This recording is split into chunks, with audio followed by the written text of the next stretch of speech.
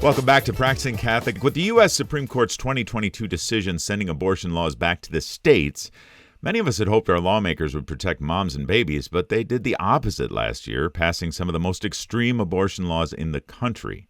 Despite the setback, those of us who care about life in all its forms are still focused on caring for our most vulnerable sisters and brothers.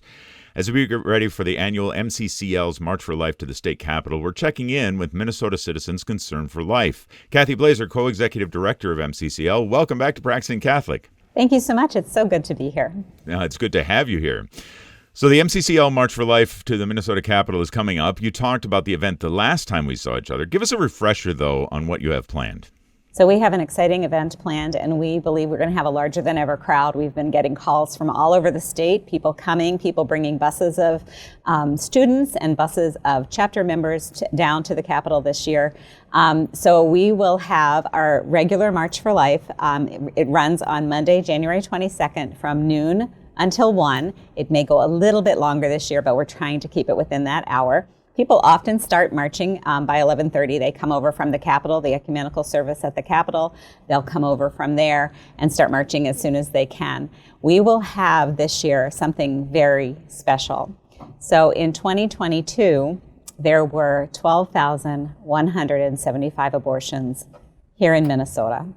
And that is a 20% increase over the plateau that we had seen for about 8 to 10 years. About 8 to 10 years, wow, we were at about 10,000 abortions a year, which is 10,000 too many.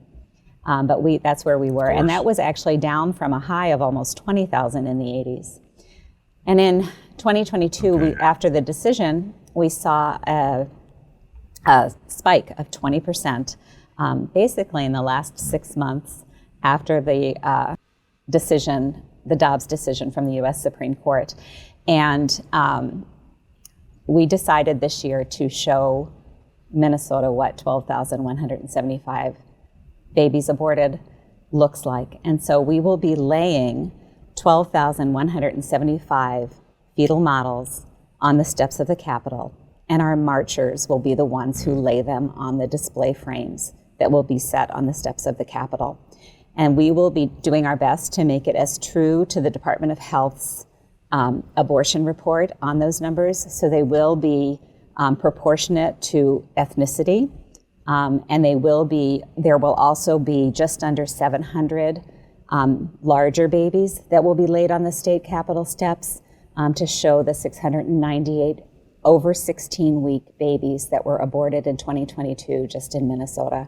So it will be a very powerful display, and we'll really get to see what that loss of life looks like.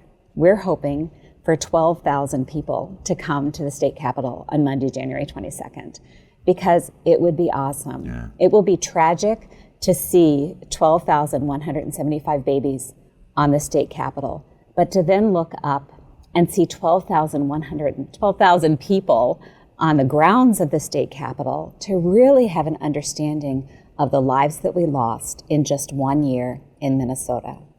And tragically, the numbers that are coming out of the abortion facilities tell us that we're likely to see 17,000 abortions here in Minnesota in 2023, which is back up to the high that we had in the 80s. It's just such a sad situation, and I think it's important for us to recognize it in a particular and special way this year. Yeah.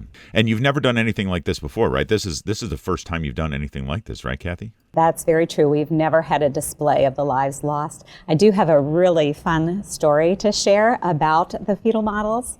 Yeah. So we order the fetal models from an organization called Heritage House. They're at pro.life on the internet, Heritage House 76.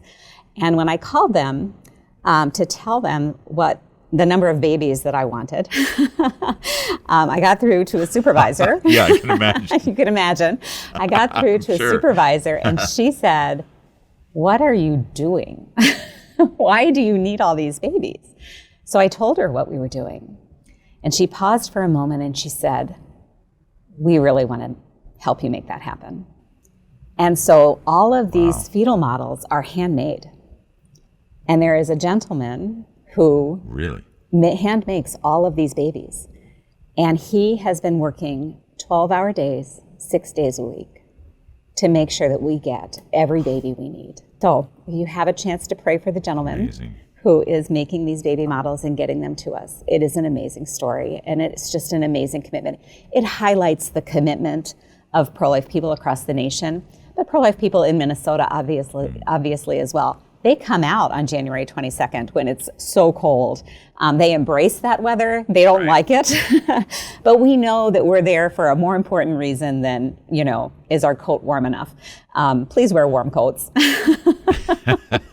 That's right.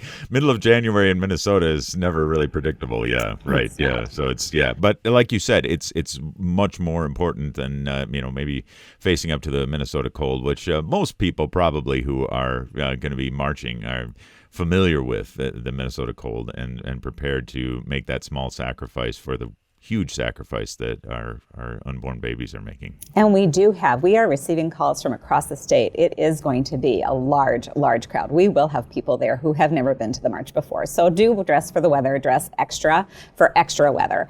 Hopefully it'll be a blue skies and white fluffy clouds and a beautiful day, but it's really not going to matter. You're going to want to be there. You're going to want to be a part of this. You're going to want to take one of these babies and lay it on the steps of the Capitol and have that moment to be able to see that display, to be able to say that you were there and you were a part of it and that those babies mean something. But this is way too much. It's 12,000 too many lives lost. Yeah, absolutely. Well, so it's January 22nd, as we said a couple of times here. So what time and where should people meet? So it is January 22nd. We march around the Mall of the Capitol, the South Mall of the Capitol. We'll have 2 loops. You'll be able to pick up a baby, lay the baby down, come back around, and then if you're able to get back up and lay another baby down so we march from 12 until 12:30. As I said, many people arrive as early as 11:30 and start marching at that point. At 12:30, we do have a very short program. It is cold. We won't keep you there long. But we'll have a very short program where we will talk about the situation in Minnesota really quickly. We do have a young woman coming to speak. Her name is Abby Hewitt, and she is 15 years old, and she will be speaking about her birth. She was born with some heart defects, and the doctors actually encouraged her parents not to treat her. And so we have a law in Minnesota, or we have virtually no law here in Minnesota now, thanks to the 2023 legislature and the DFL leadership and Governor Walz's administration. They actually took away protections from babies born alive, any baby born alive, to actually receive life and health preserving care that is medically appropriate. And they reduced that to just comfort care. So she has a story to share about the pressure that her parents received to not treat her as an infant, and then the life that she has been able to live so beautifully as a result of her parents really advocating for her and making sure that she did get the treatment that she needed. Today, after this 2023 change in the law, the pressure would have been even more intense, and whether she would have actually gotten the treatment is questionable. Yeah, wow. Sounds like a very powerful program indeed. If you're just joining us, we're speaking with Cathy Blaeser, Co-Executive Director of Minnesota Citizens Concern for Life, about the upcoming MCCL March for Life on January the 22nd. So, Cathy, maybe just a question about, obviously there's many things that people can be doing to stand up for the rights of the unborn here in our state. But for this particular event, would you suggest any ways that they can prepare their hearts and minds? Because this is going to be enormously powerful, enormously moving, and I mean, I can only imagine in my mind's eye just the effect that it's going to have. So how would you advise people to prepare their hearts and minds for this event? Yes, and we know that there are many people with the numbers of abortions in Minnesota. We know there are many people who are suffering from the effects of abortion, whether they are women who have aborted, fathers who are not able to protect their children from an abortion, grandparents, siblings, all of us. With the numbers, we know that all of us have been touched in some way by abortion. We've either had an abortion, we've seriously considered having an abortion, we've helped someone have an abortion, or we know someone who has had an abortion. So it is an extremely emotional issue. It will be an extremely emotional display for many people. So we do ask that people are prepared, that they know what we're doing, but also that if they need help, if they need if they need to be able to talk to someone, if they need to be able to pray with someone, to look for those post-abortive healing organizations like Project Rachel, like Conquerors, to find those places, and they can find those on our website, mccl.org. They can call our office at 612-825-6831, and we will direct them to those resources. But to recognize that all of us have been touched in some way, whether we know it or not. Many women hold that secret very close, and it's a secret they keep very tight to themselves. But there is a lot of emotional and spiritual suffering from it, and we just encourage people to reach out for the help that they need. Yeah. Well, and indeed, I'm glad that you're encouraging people to do that, because, as you say, it's oftentimes kept very secret, and there's that really, well, it stifles the opportunity for healing that can come. That's one of the things we want to make very clear, that if you are someone who has had an abortion or who has encouraged someone else to have an abortion and you're suffering, there is healing that's available, and there's forgiveness, healing, all the wonderful things that our Lord gives us in that. Well, you've already begun to answer this already, Cathy, but in our closing minutes here, this seems like the MCCL March for Life on January the 22nd seems like it might be a good entry into, if people haven't taken such an active step into defending the rights of the unborn and standing up for life. Maybe this might be a good first step, but if people take this first step, how can they continue to be involved in the efforts to help, like you say, to help envision an abortion-free Minnesota? So we do have, you do not have to register to come to the March for Life, but if you would like to get onto our membership list and be able to receive, first of all, if it's really bitter cold and we do end up having to cancel, which is, I think there's been once in the last 50 years. Exactly. Then we would email that out to everyone who is registered. It would also be on our website. We would get it out as much as possible so that people aren't coming down for no reason. It's highly unlikely that is going to happen. But if you do go to mccl.org/March and register, you would then be able to receive information following the march on all of the ways that you can get involved. It would be up-to-the-minute information on what's going on at the legislature, which starts on February 12th. So we are going to be going straight into the legislative session. And they do have more, unfortunately, that they want to try to do. And we would like to be able to communicate with every Minnesotan, especially every Minnesotan that comes to the march. So if you are not currently receiving our emails, receiving our newsletter either digitally or through the mail, please go to mccl.org/March and sign up, or just call our office again at 612-825-6831 and get onto our membership list so that we can communicate with you and we can help you in the immediacy of the need to be able to take steps to be able to defend the unborn throughout the legislature, and then going on as we continue to create a pro-life Minnesota and protect lives, both the mother's life and her mental and spiritual and emotional health, her physical future, reproductive health, and protect the lives of her unborn child.